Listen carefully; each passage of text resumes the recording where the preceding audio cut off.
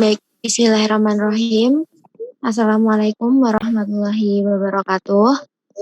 Waalaikumsalam warahmatullahi wabarakatuh. Alhamdulillah wassalatu wassalamu ala Rasulillah Muhammad ibnu Abdillah wa ala alihi tabi wa wala. Rabbi israh li sadri wa yassir li amri wahlul 'uqdatam min lisani ba'du. Yang terhormat Ketua Umum Pimpinan Komisariat Sinici Imawan Supriyadi Ramli, yang saya hormati Bapak Dr. Didin Fatihudin SDMSI selaku materi kita pada malam hari ini.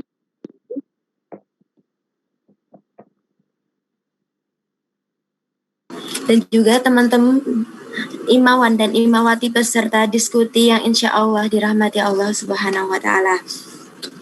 Pertama-tama marilah kita panjatkan puji syukur kehadirat Allah Subhanahu wa Ta'ala yang telah melimpahkan taufik hidayah dan inayahnya kepada kita semua sehingga kita dapat berkumpul pada acara diskusi hari ini tanpa ada halangan suatu apapun. Kedua kalinya salawat serta salam semoga tetap terhanturkan, tetap tercurahkan kepada junjungan kita Nabi Agung, Nabi besar, Nabi Muhammad SAW yang telah membimbing umatnya dari zaman jahiliyah menuju zaman al-Islamiyah seperti yang kita rasakan pada saat ini.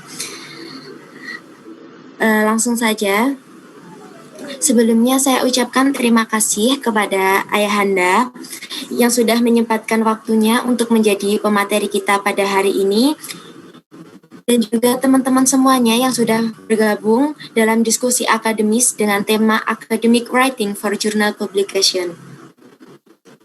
Langsung saja, marilah kita buka acara pada malam hari ini dengan bacaan Bismillah bersama-sama. Bismillahirrahmanirrahim. Selanjutnya yaitu langsung saja kita masuk kepada pemateri. Namun sebelum itu izinkan saya membacakan CV dari beliau. Nama lengkap beliau yaitu Dr. Didin Fatihudin SMSI. Untuk riwayat pendidikan beliau pernah menempuh pendidikan di S1 Universitas Siliwangi, S2 Universitas Airlangga, dan S3 Universitas Airlangga juga. Untuk profesi beliau pada saat ini yaitu yang pertama, beliau menjabat sebagai Associate Professor Economic Management Science. Beliau juga menjabat sebagai dosen tetap FEB di Universitas Muhammadiyah Surabaya, sebagai reviewer jurnal internasional ataupun internasional. Selanjutnya yaitu reviewer riset dosen. Dan juga beliau menjadi founder atau chief editor Balance Economic Management and Accounting Journal. Dan yang terakhir beliau sebagai founder marketplace di mataharimu.com. Beliau ini juga seorang aktivis ya teman-teman semuanya. Beliau aktif di Ormawa intra maupun ekstra kampus dulunya. Beliau merupakan aktivis mahasiswa pada angkatan tahun 80-an. Beliau juga pernah menjabat sebagai ketua HMJ, ketua SEMA Fakultas atau BEM Fakultas, ketua SEMA Universitas atau biasanya di sini itu BEM Universitas, ketua bidang kader HMI atau Himpunan Mahasiswa Islam, ketua bidang dakwah DKM Masjid Kampus. Beliau juga pernah menjadi anggota di Paduan Suara Kampus, dan yang terakhir beliau pernah menjadi ketua klub sepak bola kampus. Merupakan sebuah aktivis banget seperti itu. Agar tidak berlama-lama, langsung saja materi pada hari ini kita mulai kepada Ayahanda Pada Ayahanda Dr. Didin Fatihudin SEMSI dipersilahkan. Baik. Bismillahirrahmanirrahim. Assalamualaikum warahmatullahi wabarakatuh. Waalaikumsalam warahmatullahi wabarakatuh. Waalaikumsalam warahmatullahi wabarakatuh. Alhamdulillahirrahmanirrahim. Asyhadu an la ilaha illallah wa asyhadu anna Muhammadan abduhu wa rasuluh. Allahumma sholli wa sallim ala nabiyina Muhammadin wa ala alihi wa sahbihi ajmain. Puji dan syukur hanya milik Allah. Kita makhluknya berkewajiban beribadah kepadanya dan mentauladani Nabi Muhammad ya. Kita sebagai umat Islam itu harus berpedoman pada Al-Quran dan hadis ya. Oleh karena itu saya pertama mengucapkan terima kasih ya. Sangat senang saya diundang di forumnya IMM ya. Lingkungan Fakultas Ekonomi SANICI ya. SINICI apa SANICI? SINICI Bapak. SANICI ya.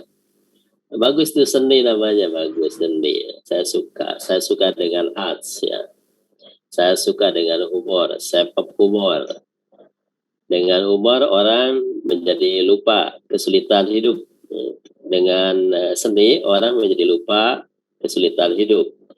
Saya senang dengar musik, saya dengar menyusun puisi, saya suka ya, baca novel juga ada suka. Kemudian terima kasih ya, Anda sudah, saya beberapa kali ya anak IMM mengundang saya biasanya, tapi bisa juga di mahasiswa lain juga diundang. Terima kasih ya. Ini Mas Ketua Umumnya ya. Tadi susunannya belum ada sambutan dulu ya, Ketua Umumnya nggak sambutan dulu, langsung aja. Karena waktunya ya, ya nggak apa-apa. Nanti kalau sambutan dulu mestinya ya. Nanti Mbak Erlika, nanti ada buku saya namanya Pengembangan Diri, itu Basic Leadership. Nah, bagaimana menyusun acara, bagaimana memimpin rapat, bagaimana memimpin diskusi, memimpin sidang, gitu. Ada itu di buku saya. Nanti saya kasih anak yang aktivis itu saya kasih semua ya. Itu pengalaman saya berorganisasi dulu pada saat mahasiswa, saya tulis dalam buku itu. Termasuk bagaimana kalau demonstrasi.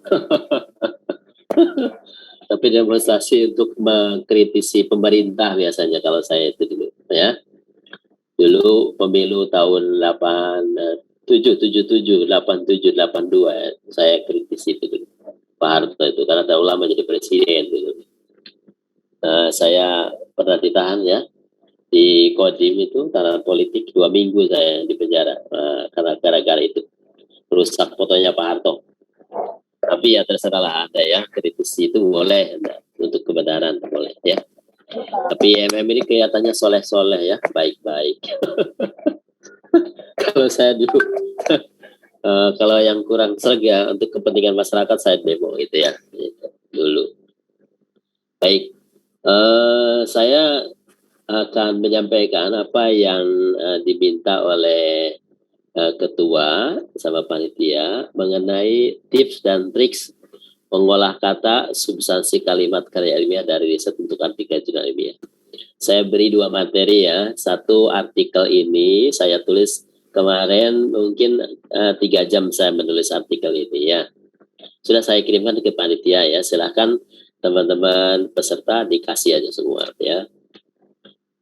Saya supaya ilmu itu bermanfaat. Kemudian yang kedua mengenai PPT-nya ya, saya kasih juga. Silahkan ya. Silahkan didistribusikan, silahkan pakai, silahkan bagikan ya. Baik, kita mulai dari ini dulu ya. Mengapa sih sejak kapan kita ingin menulis gitu ya? Sejak kapan ingin menulis? Pertama, sering saya utarakan, kita ini kadang-kadang senang bicara, tetapi tidak suka dengan menulis, ya kan? Maka saya buat 2 kalimat ini, yang dibicarakan ditulis, yang ditulis dibicarakan. Jadi kalau yang senang bicara, yang senang ngomong, ya ditulis, coba ditulis. Apalagi yang senang ngerumpi tuh, siapa tuh? Ditulis. Kemudian yang ditulis itu dibicarakan, artinya disampaikan secara lisan, orasi ya, oral itu. Jadi ditulis tapi juga bisa disampaikan. Tetapi di antara kita ada yang pandai bicara tetapi tidak pandai menulis. Ada yang senang bicara tapi tidak suka menulis. Tapi juga kebalikannya, ada yang senang menulis tetapi tidak pandai menyampaikan, membicarakan. Ya, makanya di perkuliahan atau di pertemuan-pertemuan ilmiah seperti di IMM ini kan forum ilmiah ini kita ini. Jadi kita berusaha menyampaikan ya materi ya. Jadi dua ya, yang dibicarakan ditulis, yang ditulis dibicarakan, dipresentasikan atau disampaikan pada orang atau dipublikasikan. Kemudian apa sih motivasi menulis? Pertama untuk memperoleh gelar akademik. Nah, ya, biasanya kan mahasiswa dipaksa ya untuk membuat penelitian, menulis karya ilmiah itu dalam bentuk skripsi. Skripsi itu adalah latihan membuat karya ilmiah ya, penelitian. Kemudian kedua untuk mendapatkan penghasilan. Nah, kalau yang kedua ini saya kira saya ini ya. Saya dapat penelitian itu dulu waktu S1 lumayan lah, alhamdulillah. Waktu itu biaya skripsi hanya 1 juta, tapi saya dapat dana 5 juta dari sponsor. Waktu S2 biayanya sekitar 10 juta, dapat dana 25 juta dari sponsor ya, dari Dikti. Kemudian waktu S3 apalagi saya dapat 60 juta. Alhamdulillah. Nah itu berkat penelitian ya, senang menulis. Kemudian yang ketiga, nah ini aktualisasi diri, mencari popularitas lewat tulisan buku, artikel yang dipublikasikan, disampaikan di makalah seminar, di seminar internasional maupun seminar nasional. Ya. Kemudian yang keempat, tanggung jawab sosial. Nah, bagaimana tanggung jawab sosial? Maksudnya ilmuwan itu atau cendekiawan, orang yang dinilai berpengetahuan itu wajib menyampaikan hasil penelitiannya, dipublikasikan supaya bermanfaat bagi kemaslahatan umat, kemaslahatan masyarakat. Dan yang kelima, tanda bersyukur ya. Karena dalam Al-Quran itu kan wal yaktub, tulislah, wal yaktub, tulislah, ikro, bacalah, lalu wal yaktub. Ya, Al-Baqarah tentang hutang piutang itu disebutkan wal yaktub. Sogiron au kabiron, hutang sedikit ataupun banyak, wal yaktub, harus ditulis. Itu saya kira dari orang akuntansi sangat tepat sekali ya. Jadi ada koin, ada poin. Kalau koin mah uang itu just to do it. Kalau poin mah angka kredit gitu ya. Kalau teman-teman dosen itu saya kira koin dan poin ya. Kemudian berikutnya menulis ya. Itu apa sih gitu ya. Itu menuangkan hasil pemikiran atau common sense. Common sense itu rasa ingin tahu atau mengamati, observasi, perasaan, feeling ya ke dalam sebuah tulisan atau karya ilmiah. Ada yang kecenderungan pada perasaan, berarti dia menulis cerpen, menulis novel gitu ya, yang lebih mengarah kepada perasaan. Sedangkan yang sifatnya serius, karya tulis itu lebih ke jurnal ilmiah atau artikel ilmiah, ya. Kan ada majalah ilmiah, ada majalah populer. Kalau majalah ilmiah itu tidak ada gambar-gambar ya, beda dengan majalah populer. Kemudian mengaktivitas menulis itu merumuskan kembali berbagai masalah yang pernah dialami, dibaca pada waktu yang lalu. Direkonstruksi ulang atau direproduksi ya, dikompilasikan untuk diolah menjadi sebuah tulisan atau karya ilmiah. Itu ya, menulis itu. Kemudian karya tulis, apa itu karya tulis itu? Itu karya yang sengaja dibuat untuk dibaca orang lain, dipublikasikan, baik berupa esai, artikel, makalah, paper, buku teks, skripsi, tesis, disertasi, jurnal, novel, cerpen, majalah, koran, dan sebagainya. Banyak ya. Sekarang apalagi tidak berbasis cetak, tetapi sudah berbasis virtual sekarang, jauh lebih mudah. Kemudian yang ketiga, bukan mudah menulisnya ya, mudah mempublikasikannya. Kalau publikasinya mudah virtual, tetapi tulisan yang mau divirtualkan itu yang susah ya. Kemudian artikel itu apa? Artikel itu karya tulis yang dibentuk lebih ringkas, singkat, padat. Biasanya ada ketentuan dari pengelola jurnal, majalah, koran yang harus dipatuhi oleh penulis. Biasanya dibatasi dengan jumlah kata ya. Kalau Anda menulis di Word, di MS Word itu sudah jelas. Ketika menulis sudah ada jumlah katanya. Ya. Kemudian apa yang disebut dengan ilmiah, berpikir ilmiah? Ya, itu berdasarkan fakta, objektif, data, ya, rasional, dapat diterima secara logika dengan menggunakan metode ilmiah. Metode ilmiah itu apa? Yaitu menggabungkan antara teori dengan fakta, antara logika dengan empiris, ya. Apa tujuan berpikir ilmiah? Yaitu mencari kebenaran, ya, kebenaran. Tapi kebenaran di sini ada 3 macam ya. Ada kebenaran ilmiah, yang kedua kebenaran filosofis, 3 kebenaran agama. Kalau kebenaran ilmiah itu apa saja? Nah, biasanya lebih kepada kebenaran logika ya, rasional, konkret, empiris. Jadi misalnya kalau Anda menyatakan, Pak Didin itu ada, nah, kelihatan orangnya, bisa dipegang, ada ucapannya, bisa didengar, itu kan ada ya, konkret. Nah, ini dalam ilmu pengetahuan, kebenaran ini adalah sifatnya nisbi, ya, nisbi, sementara. Jadi sekarang berlaku, bisa aja besok tidak berlaku. Sekarang aktual, besok hari tidak berlaku, tidak aktual. Itu namanya nisbi, sementara.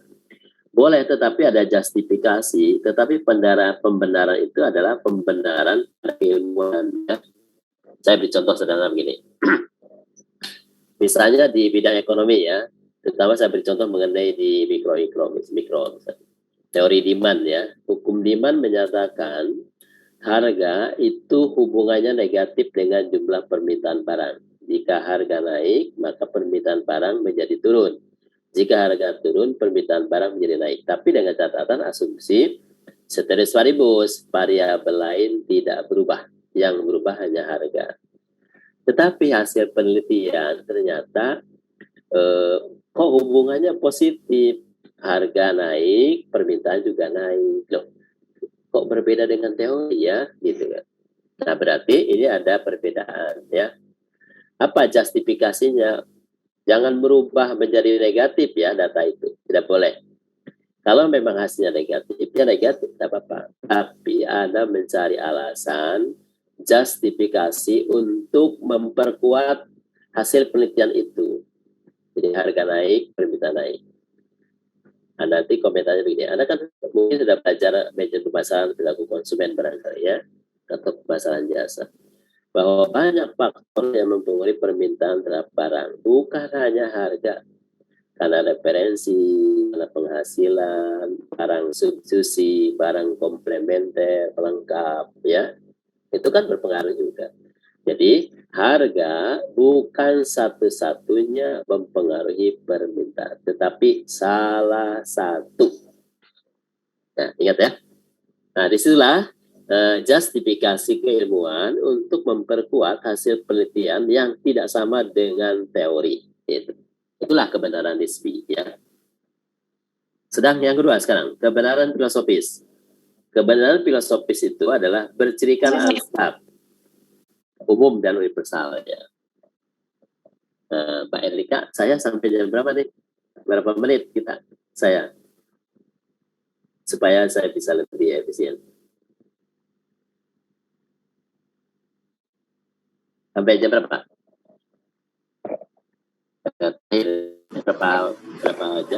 Berapa menit gitu? 8.30. 8.30 Bapak. Oh ya. Nanti ini Mbak ya. Boleh kawan-kawan nanti ada barangkali datanya boleh silakan nanti ya. Sambil nanti silakan Pak Erika. Nanti terakhir boleh. Sebenarnya filosofi itu begini. Filosofi itu adalah makna ya, makna sebuah peristiwa filosofis. Misalnya katakanlah dengan lambang IMM. Lambang IM itu bermakna filosofis apa? Warnanya merah, kenapa? Lalu bentuknya persegi itu kenapa? Lalu ada padi kapas misalnya, apa? Mengapa? Itu filosofi misalnya. Ya, filosofi. Jadi ada penjelas makna kebenaran itu. Nah, memang ini kelihatannya kebenaran filosofis ini lebih kepada kecenderungan nanti yang bersifat gaib ya, tidak kelihatan. Nah, yang ketiga kebenaran agama. Ini kebenaran mutlak ya, absolut. Tidak hanya logika, tetapi harus diterima oleh iman, oleh hati, keyakinan ya, tanpa alasan ya, walaupun tidak logis, harus diterima. Gitu. Nah, berpikir ilmiah dalam menulis karya ilmiah ini harus ada argumen yang kuat ya. Misalnya begini, mengapa rukun iman itu berapa iman? Ada 6 ya? 5 ya? Ada 6. 6 ya? 6, oh ya itu. Yang pertama iman kepada Allah ya? Ya betul. Iya. Ya Allah ya. Nah sekarang iman kepada Allah. Allah itu ada, itu kan? Allahu ahad, Allah ahad yang satu, ahada, wujudnya ada. Nah pertanyaan filosofinya begini, adanya di mana, seperti apa, bentuknya seperti apa. Kira-kira jawabannya ini perlu belajar filsafat lebih jauh ya. Ada filsafat ketuhanan namanya. Nah IMM mungkin ada diskusi bagian seksi agama itu ya, bisa dipertanyakan nanti. Nah ini harus hati-hati dengan pertanyaan seperti tadi. Nah itu adalah kebenaran agama ya. Kebenaran agama itu adalah harus diterima oleh iman walaupun mungkin tidak logis, sulit dan sifatnya abstrak. Misalnya begini, Allah abstrak, malaikat abstrak, nabi abstrak, kitab-kitab abstrak, kemudian hari kiamat abstrak, surga neraka abstrak, kemudian takdir baik, takdir buruk juga abstrak.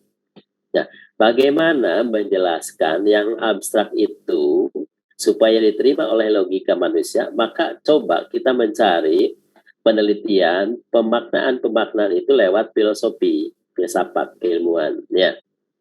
Jangan sampai tersesat nanti.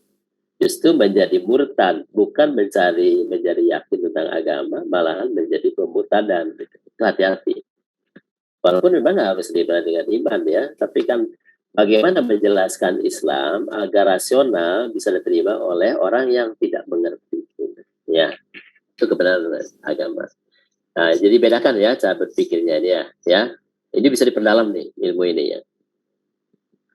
Kemudian sekarang artikel ilmiah nih. Artikel ilmiah itu adalah karya tulis yang mengkaji atau membahas topik masalah tertentu untuk mengikuti kaidah-kaidah ilmiah lewat metode ilmiah ya, metode ilmiah.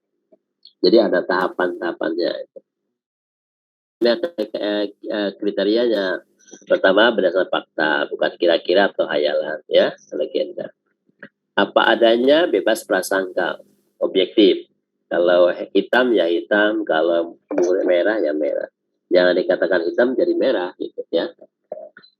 Kemudian ada analisis sebab akibat gitu, dan solusinya bagaimana. Jangan kayak Pegadian. Pegadian itu kan menyelesaikan masalah tanpa masalah, bagus. Tapi kadang diplesetkan, menyelesaikan dengan banyak masalah. Diplesetkan. Kemudian yang kelima, menggunakan teknik kuantifikasi ya, bisa nominal, bisa ranking, bisa rating, terserah. Jurnal-jurnal internasional, pengalaman saya itu lebih senang pada artikel yang kuantifikasi. Jadi yang banyak diolah oleh lewat statistik. Yang kualitatif itu, deskriptif itu saya berkali-kali ditolak, ini sudah 3 kali ditolak. Saya presentasi prosentase ya, sudah mereka tidak begitu suka. Jadi lebih senang kalau ada hitung-hitungan statistik. Mereka lebih suka. Karena pasti ya, kelihatannya dan positif. Kemudian, masalah itu apa sih nanti kalau Anda menulis itu? Yaitu kesenjangan atau jurang atau jarak antara harapan kenyataan, teori dengan realitas, dasain dasolen, atau keadaan sekarang dengan keadaan yang diinginkan. Ya. Jadi IMN saat ini dengan IMM di masa yang akan datang itu seinginnya seperti apa harapannya ya.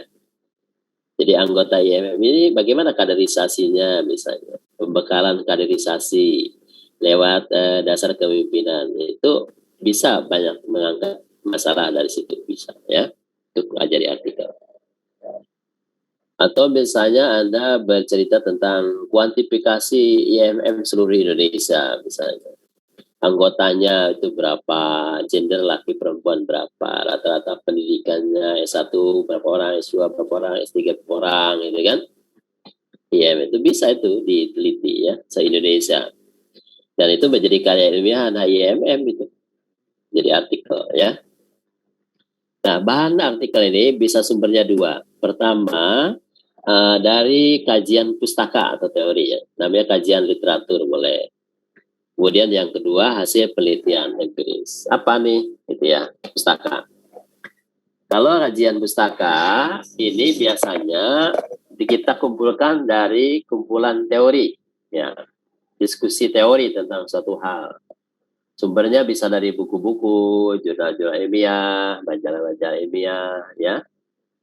Apa isinya? Biasanya pendahuluan, landasan teori, pembahasan, dan kesimpulan. Beda ya outline-nya dengan hasil penelitian. Kalau kajian pustaka, ini hanya pendahuluan, landasan teori, pembahasan, dan kesimpulan. Ini intinya ya. Abstrak, tetap ada judul, tetap ada ya. Cuma intinya ini. Nah, yang tidak ada di kajian pustaka itu metode penelitian. Karena bukan hasil penelitian. Yang ada adalah metode pendekatan yang letaknya ada di pendahuluan. Ya. Kemudian yang terakhir ruang lingkup kajian itu untuk membatasi. Ruang lingkup mana penelitian Anda, kajian itu, kajian dalam artikel Anda itu dibatasi ya. Tetap ada latar belakang, ada tujuan, metode pendekatan, ruang lingkup kajian. Kemudian yang kedua langsung landasan teori, dan yang ketiga langsung pembahasan. Pembahasan itu apa? Diskusi antara teori dengan temuan-temuan terdahulu, baru kesimpulan. Ya. Nah sekarang yang penelitian bagaimana? Hasil penelitian ini biasanya sumbernya dari skripsi, tesis, disertasi, atau tugas akhir ya kalau diploma. Riset mandiri atau riset sponsorship ya.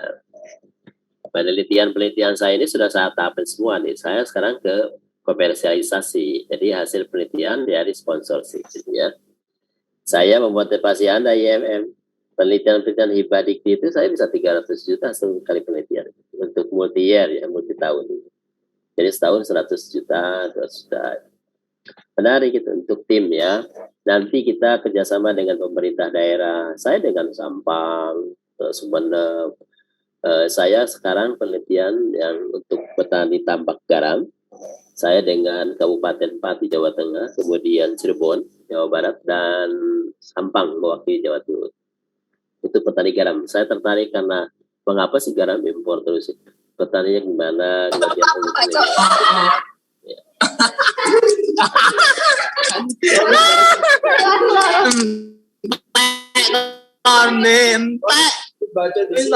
Kalau bisa Mas Nizar, Elika. Mas Nizar itu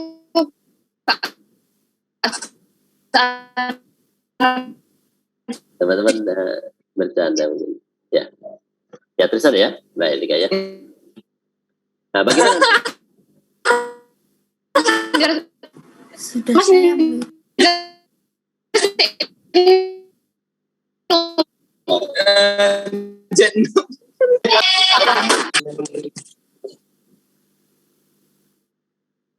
Bagaimana? Bisa teruskan? Ya baik. sudah Bapak. Ya.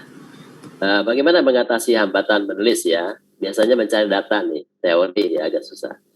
Kemudian diskusi dengan para ahli. Jadi kalau Anda misalnya bisa ngobrol dengan siapa yang ahli di bidang ya, bidang apa, politik dengan ahlinya, dengan sosial dengan ahlinya. Kalau ahli kebudayaan dengan ahli budaya ya.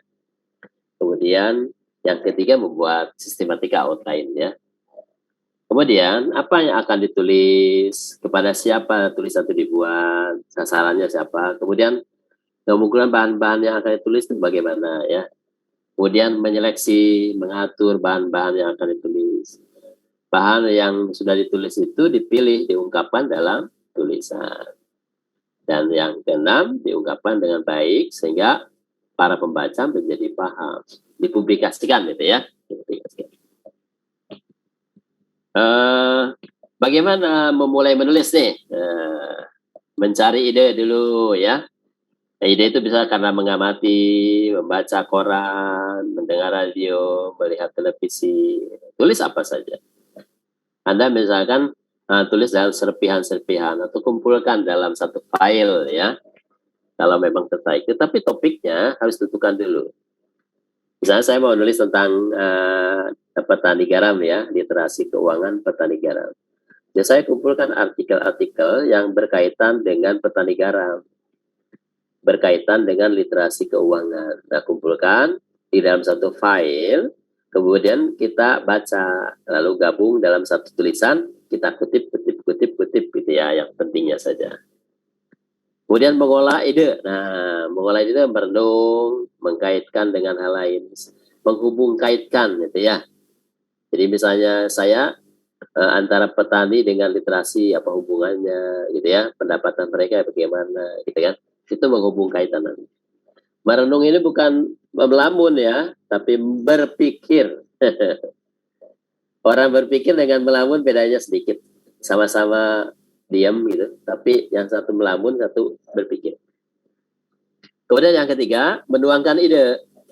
Tunggu suasana yang enak ya. Tulis apa saja. Kalau saya biasanya menulis itu tengah malam saya. Biasanya saya bangun dari jam 2 misalnya. Saya sholat tahajud dulu, kemudian menulis sampai subuh.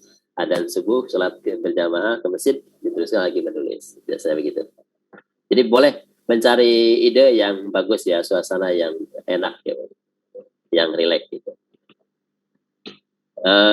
Kemudian bagaimana dari judul dulu ya, judulnya. Jangan ada kata sambung untuk dan sebagainya ya, yang dan sebagainya dalam judul. Jadi jangan ada untuk, kata, yang dan sebagainya. Kemudian harus singkat, padat judul itu. Dan ingat, judul adalah cermin dari seluruh jiwa tulisan ya. Arah, tujuan, lingkup. Dan yang berikutnya adalah judul itu bersifat menjelaskan diri. Menjelaskan diri. Kemudian pendahuluan nih, apa ya pendahuluan itu? Pendahuluan itu adalah informasi awal tentang keseluruhan tulisan ya, sesuai urutan logika. Kemudian justifikasi, mengapa Anda menulis ya, punya ada alasan. Kemudian bisa diuji dari segala aspek. Dan kira-kira banyak alternatif jawaban yang bisa yang didapat gitu ya. Itu pendahuluan. Latar belakang nih, biasanya teman-teman susah menulis latar belakang ya. Latar belakang itu isinya begini. Apa alasan Anda menulis? Misalnya, apa alasan menulis saya tentang literasi keuangan misalnya. Lalu mengapa menulis judul tersebut? Itu cari statementnya ya. Kemudian yang kedua, disinyalir adanya masalah, baik berdiri sendiri maupun kompleks. Saya berpikir begini, saya ingin meneliti petani garam se-Indonesia diwakili Pulau Jawa, dan Pulau Jawa diwakili 3 provinsi, Jawa Barat, Jawa Timur, Jawa Tengah. Ambil satu kabupaten sebagai sampel gitu. Memang ruang lingkupnya luas ya, tapi sudah diteliti hanya 3 kabupaten. Kemudian memiliki sebab akibat, ya. Nah, bisa Anda hubung kaitan dengan sosial politik, kebijakan pemerintah, regulasi, kebudayaan setempat, pendidikan mereka, agama mereka, pertahanan keamanan mereka, ya. Boleh dihubung kaitan dengan berbagai hal yang berkaitan supaya lebih tajam. Kemudian gambar kegunaan langsung atau tidak langsung. Gunanya apa dari tulisan Anda itu? Gitu ya. Untuk apa? Gitu. Baik langsung maupun tidak langsung. Direct and indirect. Kemudian di latar belakang itu kemukakan data empiris terdahulu. Biasanya datanya sekunder kalau ada ya, dalam bentuk diagram atau diagram batang atau diagram alur, terserah ya. Itu latar belakang. Kemudian rumusan masalahnya gimana? Biasanya dalam bentuk bisa pertanyaan, rumuskan masalah atau tidak. Lihat fenomena gejala itu ya. Bisa berbentuk question atau statement. Tapi kebanyakan lebih mudah dalam bentuk pertanyaan. Di artikel ini, dari hasil penelitian ini, question itu adalah menjadi pertama yang jawab di pembahasan ya.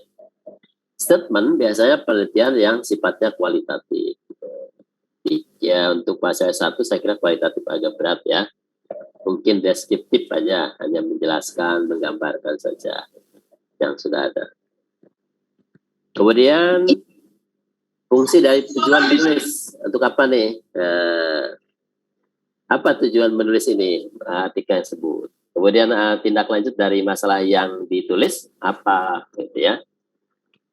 Kemudian perlakuan yang hendak diambil oleh kita, masalah yang diidentifikasi. Identifikasi itu adalah memilih masalah, memilah, lalu mengambil putusan. Itu Mas, Mbak. Sama lah seperti kita memilih pacar, ya kan? Memilih, memilah, putuskan. Gitu. Jangan memilih terus, udah milah-milah. Udah milah, nggak diputuskan. Nah, itu namanya ngambang, nggak jelas ya. Dia harus jelas gitu ya. Sama dengan menulis. Jangan banyak pertimbangan.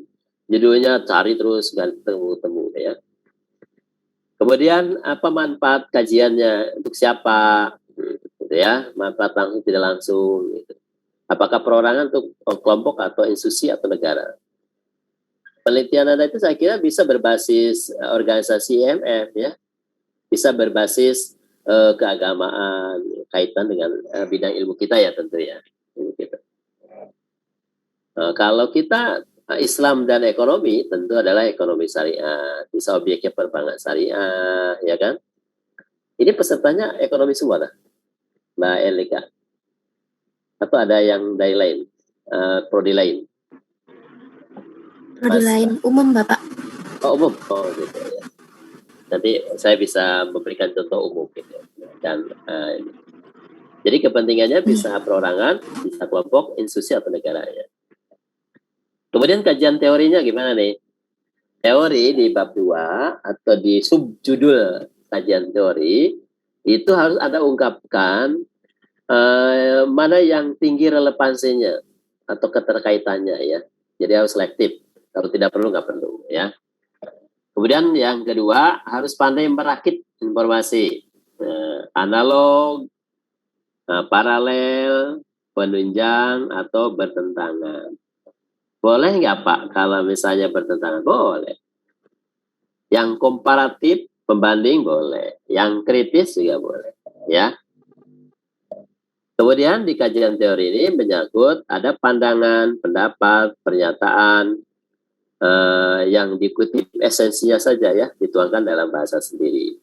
Atau parafrase ya. Boleh Anda mengambil pendapat dengan mood kalimat kita. Itu boleh ya. Ada yang apa adanya juga boleh ya.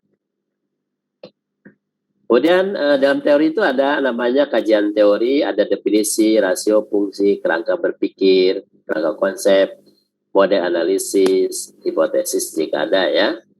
Nah ini ada di bab 2, di subjudul teori kajian ya. Yang kalau Anda menggunakan kuantifikasi statistik. Gitu. Ini ada ya di bab 2 itu. Kemudian di pembahasan bagaimana nih? Pembahasan.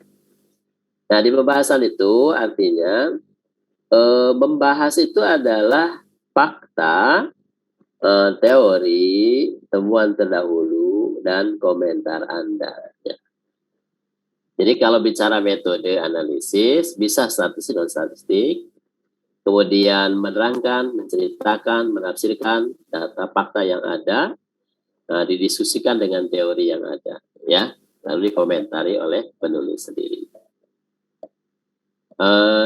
saya ketika menilai mahasiswa ujian skripsi, yang saya nilai itu dari pembahasan. Karena pembahasan itu adalah murni nalarnya mahasiswa, hasil teori dan fakta. Ya. Nah, ini yang kesimpulan ya, saran rekomendasi. Kesimpulan itu apa sih? Kristalisasi dari penafsiran yang dirumuskan secara ketat dan padat. Sering saya katakan kalau Anda ingin menulis artikel ilmiah, dari mulai judul, rumusan masalah, tujuan penelitian, hipotesis, kerangka berpikir, kerangka konsep, model analisis, pembahasan, simpulan, itu harus konsisten. Dan kita harus ketat dan padat. Jadi kalau 5-5, kalau 3-3-3 itu ya jawabannya. Dari mulai rumusan masalah sampai kesimpulan. Nah, ada saran, ada rekomendasi ya.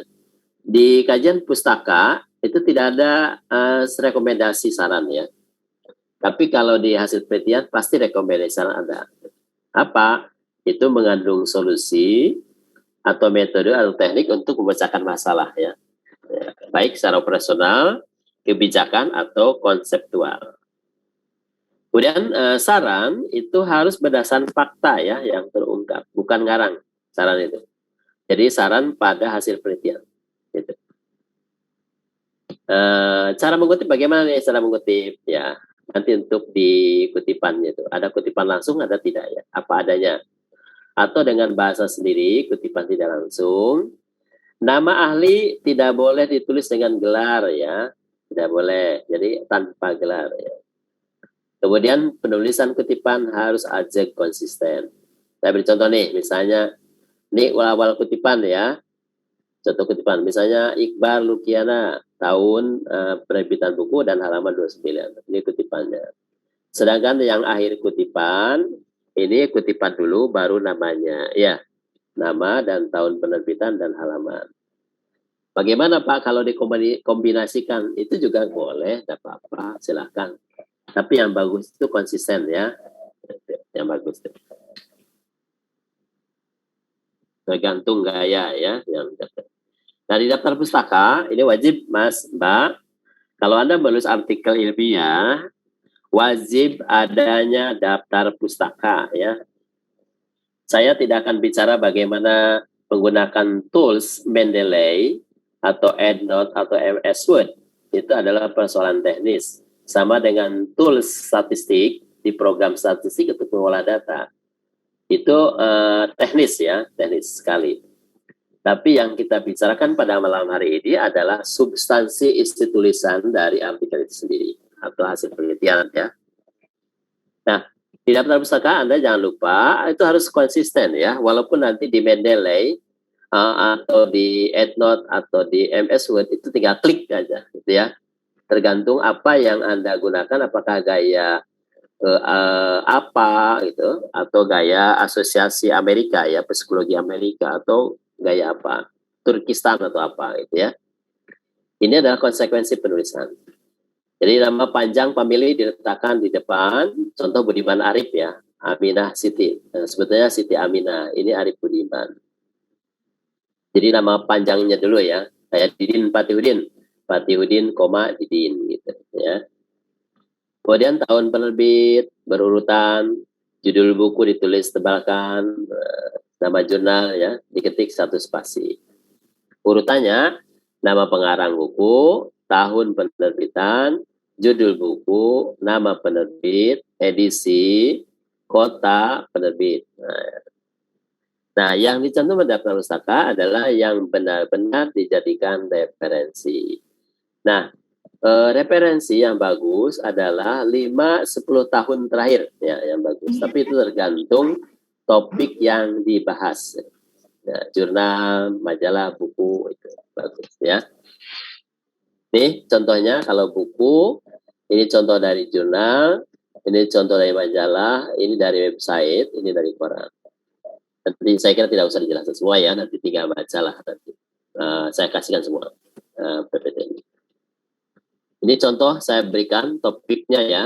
Ini umum ya, ada yang pendidikan, ada ekonomi, ada yang sosial ya. Misalnya gaji terhadap produktivitas kerja, pelatihan terhadap etos kerja, gaya kepemimpinan terhadap motivasi kerja, tingkat pendapatan orang tua terhadap prestasi siswa gitu, atau prestasi mahasiswa ya, tingkat pendidikan orang tua terhadap prestasi belajar, les privat terhadap prestasi belajar. Apalagi sekarang ada namanya homeschooling ya, homeschooling. Itu harus dibandingkan bagaimana antara lulusan homeschooling dengan sekolah formal misalnya. Itu bagus. Ini bagi yang dari pendidikan ya. Ada yang dari FKIP? Barangkali IMM FKIP ya. Kemudian media belajar terhadap prestasi belajar, nonton televisi terhadap perilaku anak, kemampuan membaca terhadap penguasaan kosakata. Banyak deh contohnya ya. Ini contoh-contoh topik artikel yang objeknya tidak saya sebutkan. Tinggal Anda aja bagaimana cara mencari objeknya ya. Atau misalnya yang terakhir ini sertifikasi guru terhadap guru. Siapa yang guru tuh? Itu bisa diteliti ya. Nah, tip bagaimana nih agar dimuat di jurnal? Ya, pertama Anda harus membaca dan mengikuti aturan pedoman standar yang ditentukan oleh pengelola ya. Kemudian yang kedua, ikuti tema topik yang akan dimunculkan oleh mereka, oleh pengelola jurnal ya. Kemudian yang berikutnya, mengikuti arah, visi, ciri khas media tersebut. Nah, baik ekonomi, keuangan, agama, pendidikan, atau artis, atau sosial. Boleh ya. Kemudian kompetensi apa yang harus dimiliki dari seorang penulis? Pertama, dia harus memiliki 4 kemampuan yang holistik ya, yang terintegrasi. Pertama, memahami materi tulisan, ya, teori paham, faktanya juga paham. Jadi apa yang mau diungkapkan? Misalnya. Saya besok mau ke Madura ya, mau survei untuk petani. Tetapi saya tertarik juga, saya dengar ada namanya di sana, katanya di Sampang itu ada ini Pak, ada desa peminta-minta. Wah, itu kalau teliti bagus itu, menarik. Ada teman-teman mahasiswa yang dari Madura tuh bisa ditulis lah menjadi tulisan ya, artikel. Tapi Anda pahami dulu fakta mereka ya, data mereka. Kemudian teorinya cari di website, di buku banyak. Dan yang paham ilmiah, kaidah-kaidah ilmiah. Jadi kalau menulis karya tulis ilmiah, tentu metode ilmiahnya harus pahami. Mengumpulkan data, mengolah data, metodenya apa, ya harus dijelasin. Kemudian yang ketiga, teknik menulis standar ya. Nanti saya, di artikel saya jelaskan ya, standar khusus di teknik menulis karya ilmiah. Kemudian yang keempat adalah bahasa. Mengapa bahasa penting? Karena karya ilmiah itu bahasanya kaku ya, baku. EYD, tidak boleh meletakkan dengan di awal kalimat setelah titik. Untuk kata sambung yang diletakkan di awal kalimat itu tidak boleh. Kalau karya ilmiah bahasanya harus to the point. Beda dengan menulis cerpen atau menulis sarpon atau menulis puisi ya. Boleh berkeliling-keliling dulu kalau puisi itu. Kalau bahasa ilmiah tidak, langsung aja tembak ya. Kemudian kualitas ilmiah, bagaimana yang bagus? Harus aktual, baru, menarik ya. Kemudian jangan menulis banyak tapi isinya sedikit. Boros kata, yang betul-betul menulis sedikit tapi isinya banyak, itu yang efisien ya. Kebanyakan kalau saya melihat mahasiswa tulisan tuh, ya ini yang kebanyakan yang ini, menulis banyak, isinya sedikit. Kemudian bagaimana bisa membuat artikel? Motivasi yang pertama adalah kemauan. Motivasi dari diri kita sendiri, baik dorongan dari dalam maupun dari luar, ya motivasinya. Kemudian kemampuan, ini bisa muncul karena latihan. Skill, keterampilan, pengetahuan, knowledge, dan sikap. Ya. Maksudnya sikap Anda pada untuk menulis. Perlu konsentrasi ya, perlu waktu gitu. Kemudian yang ketiga, peluang, opportunity ya. Pak, tulisan saya banyak Pak, tapi saya diterbitkan di mana ya Pak? Banyak yang lebih itu sama saya. Kemudian yang keempat, takdir Tuhan. Nah itu. Wah, saya ditakdirkan jadi dosen harus menulis. Gitu ya. Kalau tidak senang menulis jangan jadi dosen. Nanti karirnya nggak naik-naik. Gitu. Yang terakhir saya kira ini ada ini dulu ya. Oh ya, tools ya. Tadi tools tadi saya tidak jelasin. Anda belajar sendiri. Saya kira di YouTube juga banyak. Ya belajar aja ya. Nah, yang terakhir adalah ada 4 lapisan manusia dalam menyikapi kebenaran. Pertama, ada yang selalu mencari pembenaran. Nah, di sini orang sombong ya.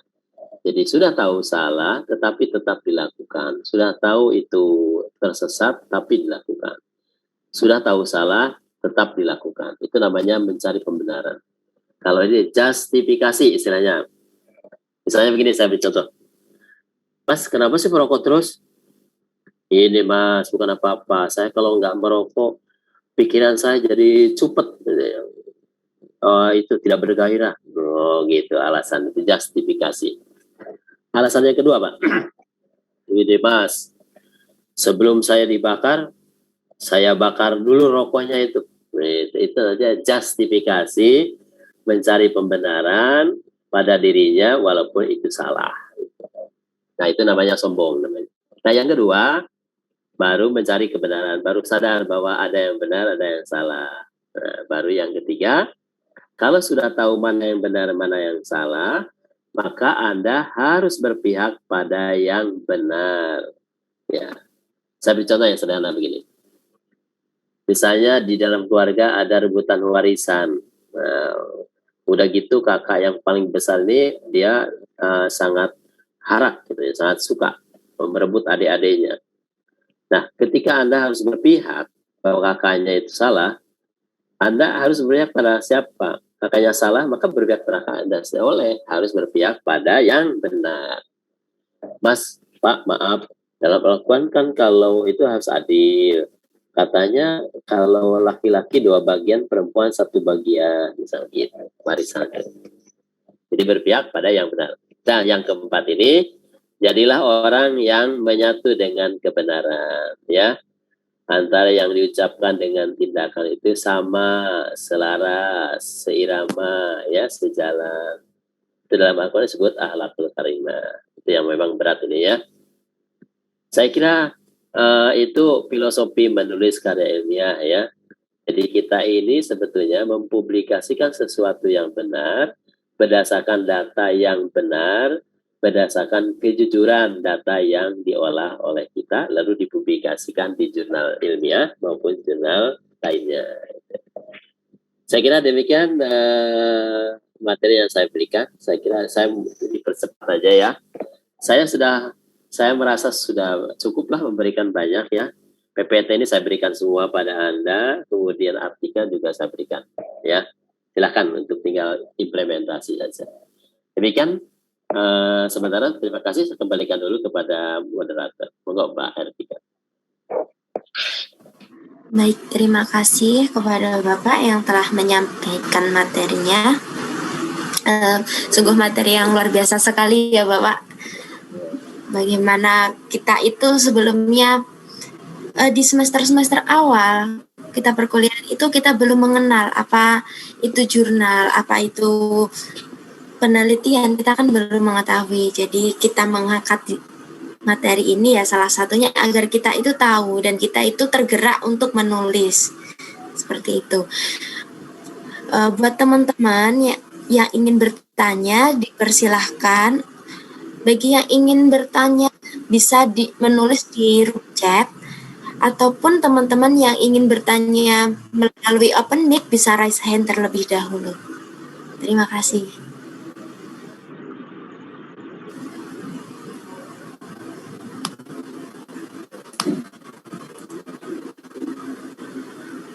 Ya, silahkan bebaslah, nggak apa-apa. Baik, di sini sudah masuk pertanyaan ya, Bapak. Oh ya, Bapak. Ya. Untuk pertanyaan yang pertama di sini, adalah Assalamualaikum warahmatullahi wabarakatuh. Waalaikumsalam warahmatullahi wabarakatuh. Saya Samdani Al-Masyhuri dari Prodi Manajemen. Mohon maaf Bapak, saya ingin bertanya cara melakukan wawancara dengan narasumber supaya tidak canggung saat berbicara dengan narasumber tersebut ketika kita melakukan survei lapangan sebagai fakta yang menjadi bahan materi artikel atau jurnal. Jadi bisa langsung dijawab ya Bapak satu persatu terlebih dahulu. Saja biar tidak lupa. Jadi ada teknik ya. Teknik mengumpulkan data itu ada 3 pada umumnya. 1 observasi, pengamatan ya, melihat-lihat gitu ya, datang ke lapangan. Seperti saya besok ke Sampang itu saya dalam rangka mengamati ya, observasi. Kemudian yang kedua adalah wawancara, interview ya. Wawancara itu tekniknya macam-macam. Ada by phone, by telepon, ada by email, ada yang wawancara langsung berhadapan ya. Ada yang lewat Google Form, boleh silahkan, itu teknik aja. Tetapi ada pertanyaan tadi yang bagus, bagaimana supaya tidak canggung ya. Pertama begini, peneliti atau pewawancara harus punya dulu pedoman wawancara, ya, pedoman wawancara, baik essay maupun tertulis ya, tertulis maupun choice ya, ada pilihan. Kenapa harus ada pedoman? Supaya ketika kita ngobrol dengan responden, kita tidak terbawa emosinya oleh mereka. Kalau sedih ikut nangis, sehingga lupa apa yang mau diwawancarakan. Lalu dia sedih, ikut sedih kita. Manusiawi kan ya, manusiawi. Nah, coba Anda perhatikan reporter televisi atau host wawancara atau presenter di televisi itu ketika mereka bicara lantang itu sebetulnya di layar besar di depan mereka itu ada tulisan yang dibaca oleh mereka, cuma tidak muncul di layar televisi yang kita lihat. Kenapa? Ayo, supaya si pewawancara host tidak menyalahi aturan, apalagi televisi itu dibatasi durasi waktu dalam hitungan detik gitu ya. Maka pewawancara supaya tidak melenceng ketika wawancara, maka harus ada pedoman wawancara ya. Pedoman wawancara disusun berdasarkan variabel yang diteliti, indikator yang ditentukan, dan skor yang diatur oleh kita gitu ya. Indikator itu ciri atau ukuran-ukuran gitu ya, supaya tidak terbawa emosi Mas Mbak, dan tidak melenceng. Karena kita wawancara dibatasi dengan waktu. Jadi misalnya yang diwawancara saya katakanlah ada 100 orang. Bayangin, katakan rata-rata 10 menit. 10 menit kali 100 orang berapa jam? Dan berapa hari? Ya kan? Itu yang dihitung itu. Saya kira itu Mas. Teknik yang terakhir wawancara, kemudian yang terakhir observasi, wawancara, dan bisa angket ya, angket. Angket itu adalah pedoman wawancara tapi tertulis. Nah, tertulis dan diserahkan pada responden dengan ada jawabannya, sudah ada jawaban ya, tidak, atau sangat memuaskan, tidak memuaskan. Itu adalah pilihan-pilihan jawaban yang harus dijawab oleh responden lewat angket. Jadi ada 3 ya, observasi, wawancara, dan angket. Ya, saya kira Mbak Ega. Boleh komentar barangkali kalau kurang puas. Ya, Mas siapa tadi Mbak Erika? Barangkali ada komentar. Cukup? Baik Bapak, terima kasih atas jawabannya. Ya, silakan Pak Erika. Ada lagi? Baik, di sini ada pertanyaan lagi. Pertanyaan yang kedua yaitu Assalamualaikum warahmatullahi wabarakatuh. Waalaikumsalam warahmatullahi wabarakatuh. Saya Abu Zar Arifai dari Prodi Manajemen. Saya ingin bertanya, ketika saya membuat karya ilmiah dan saya mengambil sebagian data dari artikel website yang dimana website itu latarnya tidak secara mendetail. Jadi pertanyaan saya, bagaimana saya membuat karya ilmiah itu memiliki latar yang jelas tanpa informasi yang cukup? Jadi begini, makanya tadi harus pahami fakta ya. Pahami fakta. Kalau Anda mau meneliti nelayan, itu harus pahami dulu perilaku mereka, datanya mereka, kondisinya mereka, keinginan mereka seperti apa, kondisi sosial ekonomi. Yang mau diteliti apa? Kan banyak tuh masalahnya. Maka diidentifikasi, dipilah-pilah gitu ya. Saya mau meneliti ini aja penghasilannya, gitu ya. Ketika di latar belakang itu akan muncul ketajaman masalah ketika kita sudah memilih, mengidentifikasi. Maka harus dipahami dulu ya objek yang mau ditulis itu. Jadi karakteristik indikator yang mau ditulis oleh Anda tentang respon itu harus dipahami dulu. Ada nggak pada mereka, gitu ya? Jangan dikarang-karang, tidak boleh. Jadi harus berdasarkan fakta. Jadi supaya nggak bingung, Anda tentukan dulu topiknya. Misalnya saya gini, saya literasi keuangan ini penelitian saya itu dulu di pedagang, kemudian di petani, ya, kemudian garam. Itu saya objeknya berbeda-beda, Mas. Tapi karakteristik pasti beda-beda, hasilnya pasti beda. Walaupun sama-sama literasi keuangan ya, inklusif keuangan. Akan berbeda. Nah, harus pahami dulu karakteristik pedagang itu kayak apa. Saya merasakan ya, kalau pedagang itu susah diatur, mencari data itu susah. Karena apa? Mereka individual banget ya. Beda dengan petani dan nelayan. Kalau nelayan itu ada koperasinya, kumpul. Hari apa kumpul datang semua. Kalau petani juga gitu, kumpul di kebun mana? Di kebun ada koordinatornya ada. Kalau pedagang gitu, masya Allah susah kan. Ini Pak, soalnya orang kan ngambil barang, jualan. Wawancaranya di warung aja, di toko aja. Gitu, hanya kita mengalah datang pada mereka. Ya pokoknya nggak apa-apa, terserah.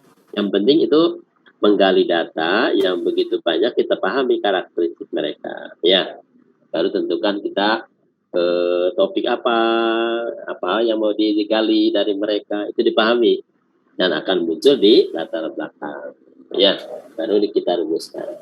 Yo Mas.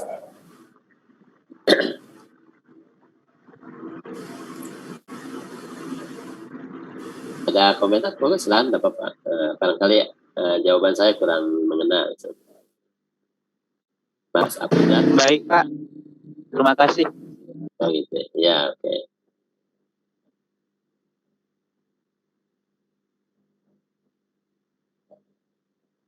Mbak Elika, saya lupa tadi. Lanjut. Ini ada saya sampaikan dulu contoh-contoh template ya dari karya ilmiah ya, dari jurnal-jurnal ya yang supaya tahu ya.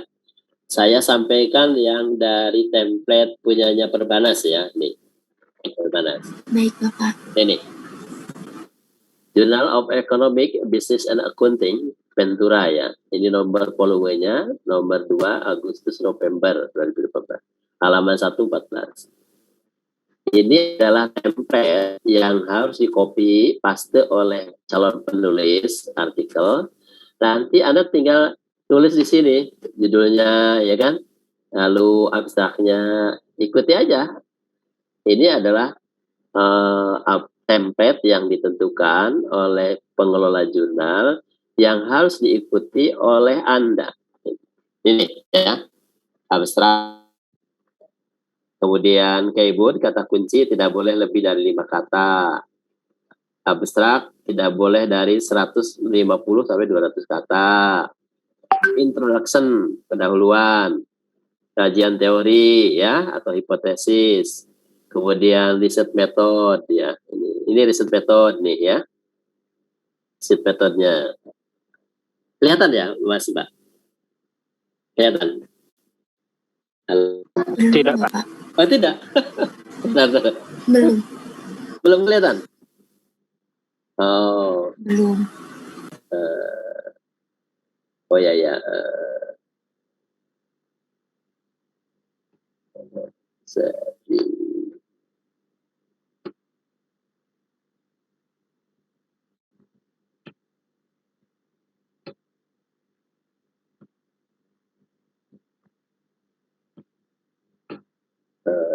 Ya ini Pak, ini ya.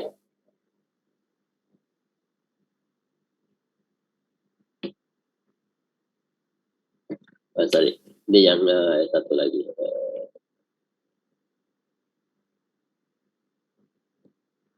Ventura ya, Ventura. Oh, ini.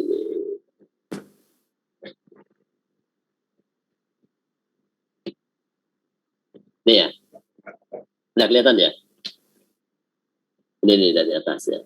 Ini kelihatan Sudah, Pak. udah. Journal of Economic Business and Accounting, akuntansi Ventura ya. Ini orang manajemen, orang akuntansi boleh nulis di jurnal ini. Dan saya sebagai reviewer di jurnal ini, lumayan lah. Tapi off the record ya, saya sebutkan lumayan. Honorariumnya dari mereview jurnal di perguruan tinggi lain, lumayan lah untuk beli apa ya. Lumayan deh. Setengah dari 1.000 itu berapa? 1.500 ya. Sampai 700. Nah, ini Mbak, penulis pertama, kedua, tiga ya. Autor, kemudian alamat email, nama kota, abstrak, tidak boleh. Harus 200 kata sampai 150 sampai 200 kata ya. Oke. Kemudian abstrak ya. 150 sampai 200 kata. Pendahuluan ya, pendahuluan nih. Kajian teori dan hipotesis, metode research, kemudian analisis data dan discussion, pembahasan ya, analisis dan pembahasan, kemudian boleh gambar, ada tabel, ada gambar di pembahasan itu. Lalu kesimpulan, implikasi dan saran ya, dan limitasi atau batasan. Kemudian referensi buku, book chapter, proceeding, website, makalah. Work paper itu seperti yang artikel saya, Mas, Mbak. Working paper namanya. Kemudian report, ya, laporan penelitian, kemudian appendix. Ini referensi. Itu yang dari Perbanas ya. Coba saya beri contoh yang tulisan saya ya. Ini yang saya beri tadi sudah saya berikan ya, Mbak Erika ya. Ini tulisan saya yang tadi. Iya, Bapak, sudah. Ini adalah namanya tadi makalah ya, paper, work paper namanya. Ini work paper. Ini bisa dikutip juga, Mas, untuk karya ilmiah, untuk daftar pustaka ya, kajian ilmu boleh. Boleh Anda kutip di mana saja. Berarti Fatihudin Didin ya kan, mengenai ini ya. Gitu. Ini adalah contoh paper. Nah, di dalam paper saya pun ini sudah dijelasin ya. Nih, judul simple, menarik, ya. Harus menarik, simple ya.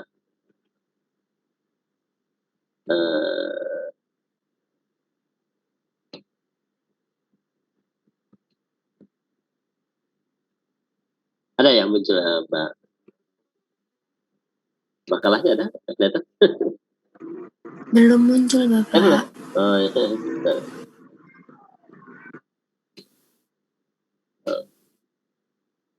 Oh, share-nya mana?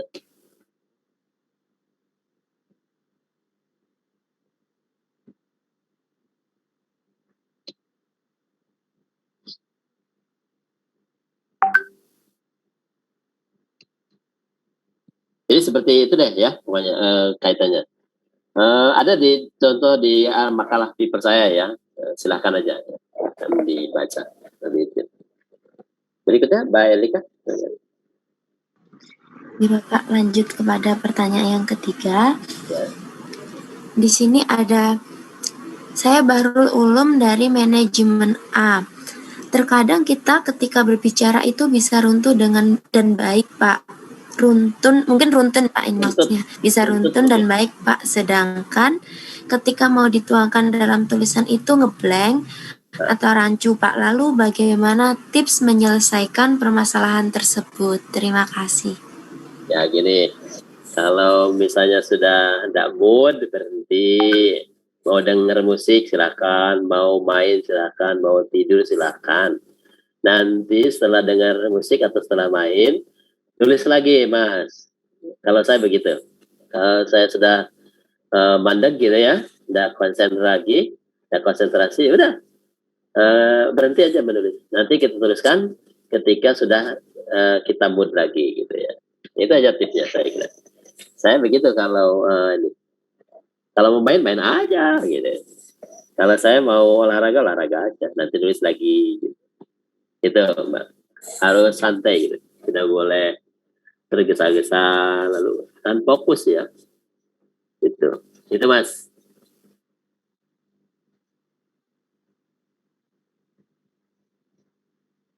Biasa Mbak Elika.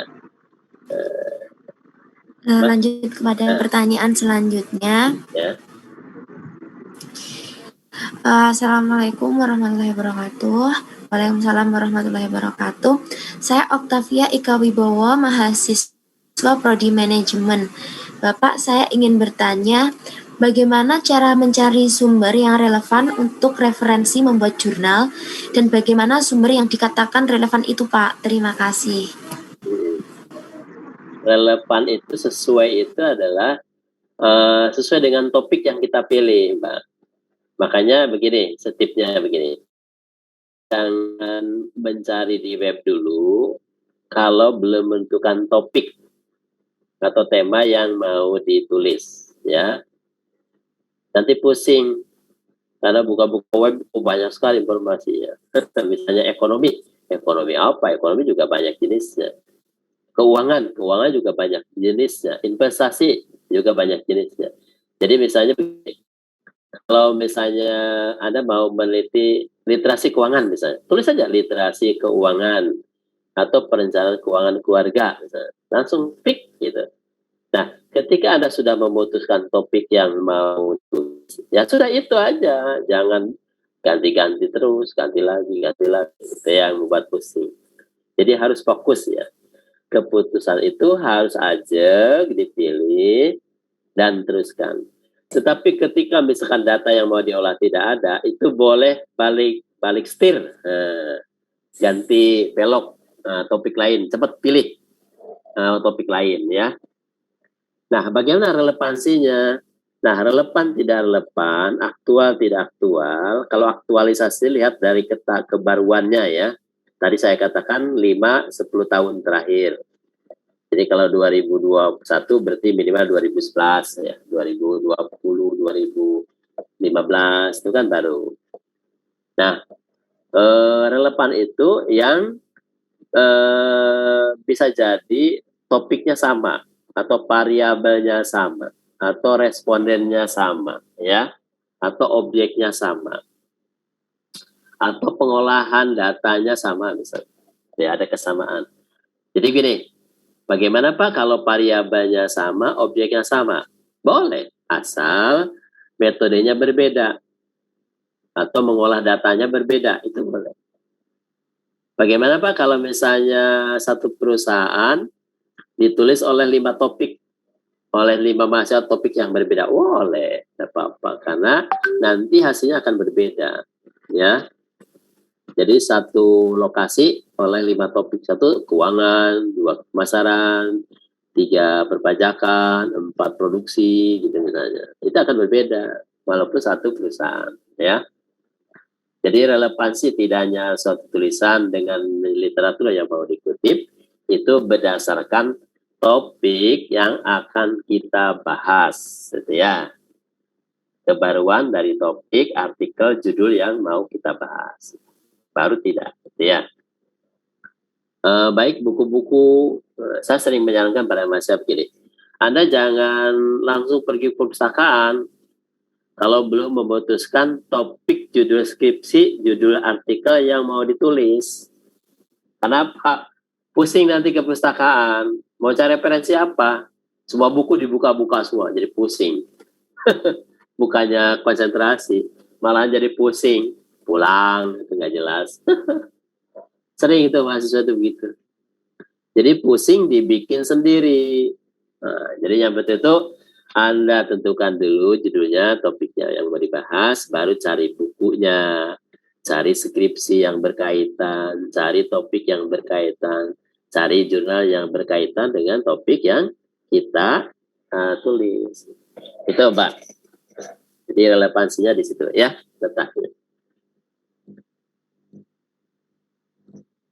Baik Pak, terima kasih jawabannya.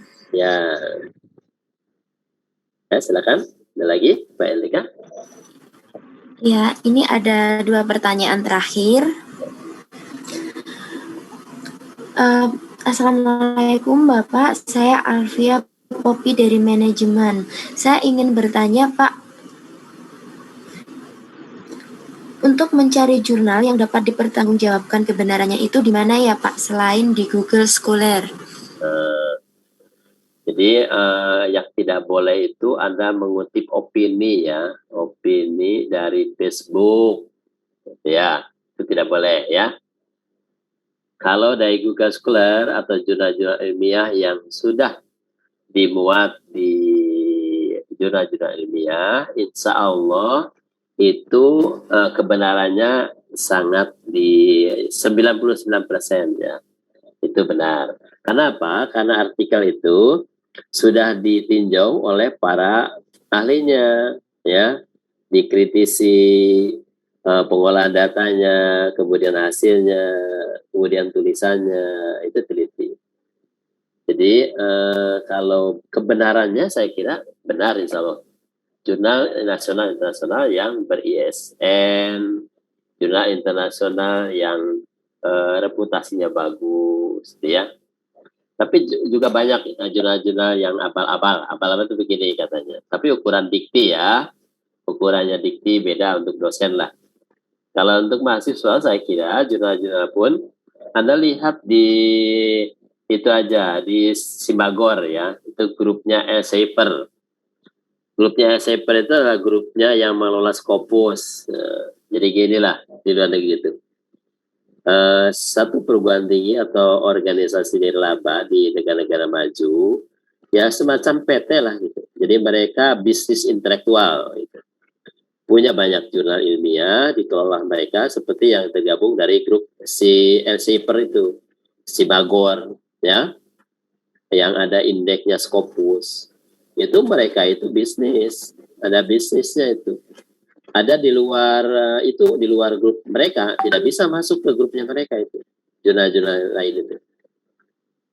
Nah Indonesia di sini lagi apa ya, acuannya mesti Elsevier itu, Scopus, Simagor. Memang seleksinya mereka ketat ya. Dalam setahun mereka kalau jurnal tersebut tidak terbit secara rutin, terbata-bata gitu, putus-putus langsung dikeluarkan dari grupnya mereka.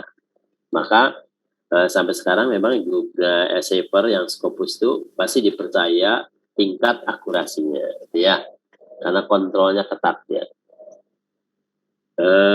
Saya nulis di jurnal mereka itu ya begitu ketat. Jadi sampai seleksinya bisa 3 bulan, 6 bulan, 4 bulan. Ada yang bayarnya mahal, ada juga yang free juga ada ya, yang gratis juga ada, banyak. Itu cirinya ya. Saya kira jurnal internasional yang reputasinya bagus, saya kira yang terbitnya rutin ya, rutin. Indonesia sekarang punya indeks ya, namanya Sinta, Garuda. Sinta itu adalah mengindeks jurnal-jurnal perguruan tinggi di Indonesia yang rutin terbit setiap sesuai dengan terbitannya. Ada yang per 6 bulan ya, setahun 2 kali. Ada yang 2 bulanan, ada yang 3 bulanan, triwulan, tergantung mereka kemampuan mengelola jurnalnya. Anda bisa mengirim tulisan Anda ke jurnalnya Mercubuana, Trisakti, UMJ, UMS Surakarta, UM Malang, UM Jogja, UM Medan, boleh kemana aja silahkan, kirim aja. Cuma Anda pelajari templatenya, jurnalnya mereka, alamat website-nya mereka, ya. Kirim aja, udah. Tapi dengan catatan hasil penelitian atau kajian pustaka yang mengikuti kaidah-kaidah tulisan yang saya sampaikan itu. Ya, jangan takut, kirim aja, tidak apa-apa. Kalau perlu dengan saya, ayo, tidak apa-apa. Anda nulis, nanti penulis keduanya saya boleh. Anda penulis pertama, atau saya penulis pertama. Gitu. Kolaborasi, ya. Boleh. Misalnya di skripsi begini, Mbak. Nanti skripsi Anda dengan pembimbing 1-2 boleh kolaborasi. Misalnya Anda penulis pertama, plus autornya, penulis keduanya dosen pembimbing ke-1, pembimbing keduanya penulis kedua. Tetapi nanti artikelnya harus mengikuti kaidah atau style tulisan, style writing dari jurnal tersebut. Ya, diakses deh, WJS-nya. Akses di website-nya, dibuka. Itu caranya. Itu, Mbak. Ya, Mbak Elika. Ada lagi? Baik, Bapak. Ini untuk pertanyaan terakhir sekaligus closing statement dari Bapak ya. Ya, monggo. Pertanyaannya dari Miftahul Khairo Apriliani dari Prodi Manajemen. Saya mau bertanya mengenai plagiarisme dalam penulisan karya ilmiah, tentu tidak terlepas dari kutipan ide, gagasan, dan atau teori orang lain yang telah terlebih dahulu dipublikasikan. Plagiasi karya orang lain, bagaimana cara mengatasi dan solusinya, Bapak? Caranya adalah Anda kutip tidak langsung, ya. Frase. Jadi Anda kutip langsung. Jadi jangan sama persis apa yang dikutip. Rubah dengan kalimat Anda, itu boleh. Asal tidak merubah substansi isi. Tidak merubah substansi isi tulisan itu. Tetapi kalimatnya itu boleh dirubah oleh kita. Ya, itu caranya. Dan Anda mengutip itu, ada mengutip tidak langsung, caranya begitu. Jadi jangan kutipan langsung, ya. Kalau kutipan langsung kan apa adanya. Kalau tidak langsung itu menggunakan kalimat kita, tetapi tidak merubah isi substansinya tulisannya. Ya. Ada contoh artikel yang saya tulis di jurnal-jurnal banyak gitu. Tinggal buka di Google Scholar aja, ya. Tulis sama Didin Mardiudin gitu aja. Banyak tulisan saya. Itu Pak Elika. Closing atau sudah? Statement terakhirnya saya? Silahkan Bapak. Ya, baik. Begini ya, Mas Mbak, ini aktivis IMM ya. Jadi Anda ini harus pandai menulis. Budaya karakter di Muhammadiyah, organisasi pergerakan Islam ini adalah budaya menulis ya. Majalah-majalah kita Muhammadiyah ya, majalah Muhammadiyah itu bertahun-tahun. Kemudian tokoh Muhammadiyah Hamka mengarang menulis buku tafsir Al-Azhar ya. Ingin jadi profesor. Beliau paham itu pendidikannya dari Madrasah Ibtidaiyah loh, kelas 3.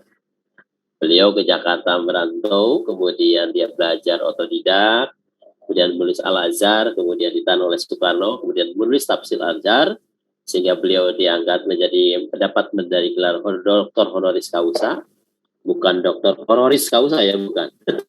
Doktor teroris, bukan. Honoris causa, pemberian. Karena apa? Karena karya-karya tulisannya, Prof. Hamka, buku yang saya suka adalah Tasawuf Modern. Saya banyak membaca buku-bukunya beliau ya. Tirulah Prof. Hamka ya. Banyak tulisannya beliau dan beliau menjadi tokoh, ulama, sastrawan. Saya inginnya seperti Hamka ya. Sastra juga senang saya. Saya menulis buku puisi. Saya menyuruh Hamka tentunya. Saya ingin menulis buku-bukunya Hamka seperti Lembaga Budi, Tasawuf Modern, itu bagus sekali ya. Bahasa tuturnya itu bahasa sastra, enak dibaca itu.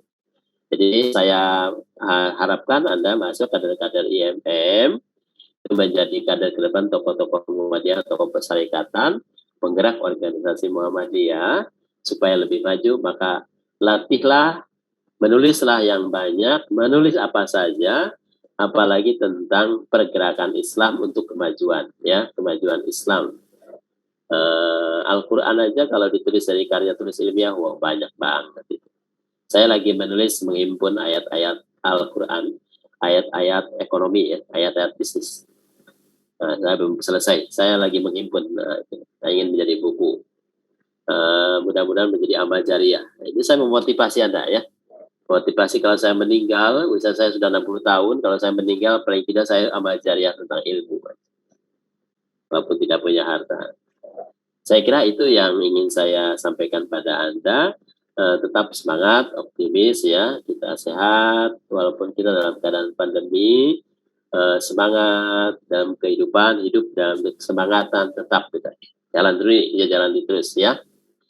Saya kira demikian saya sampaikan pada Anda masa IMM, dan Anda saya harapkan lulus tepat waktu, ya. 3,5 tahun sudah lulus. IMM harus lebih cepat selesainya, lebih aktif, ya. Jangan lebih lambat. Lulusnya sampai 12 semester, nggak boleh. Gitu, ya. Itu saya kira pesan saya yang terakhir dari closing statement-nya. Terima kasih. Saya tutup, ya. Terima kasih. Assalamualaikum warahmatullahi wabarakatuh. Waalaikumsalam warahmatullahi wabarakatuh. warahmatullahi wabarakatuh. Sampaikan.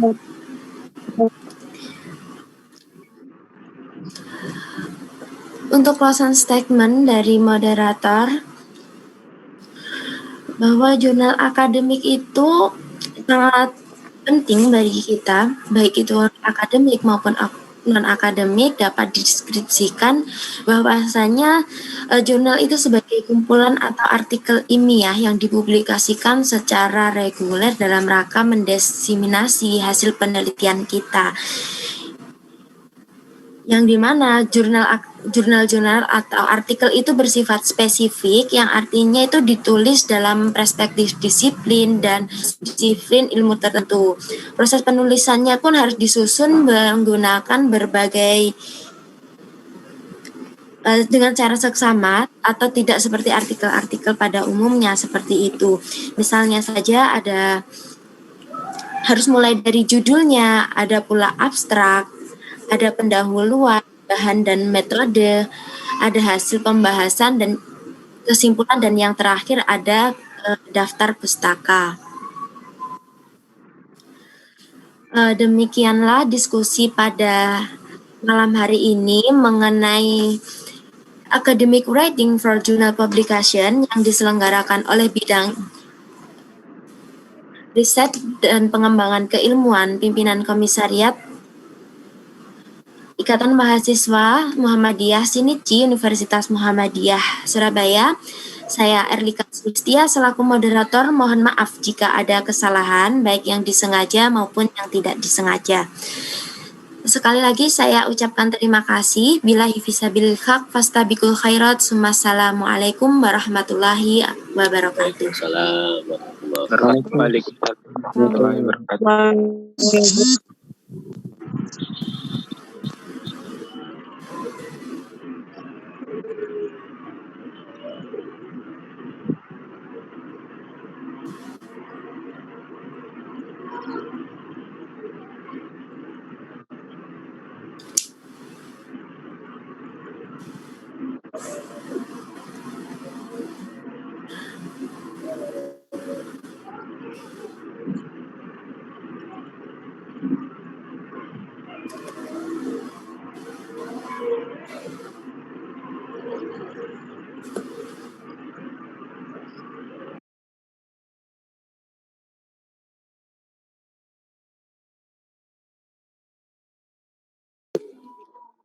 Waalaikumsalam, Erlika. Sorry bro, helmku dipo.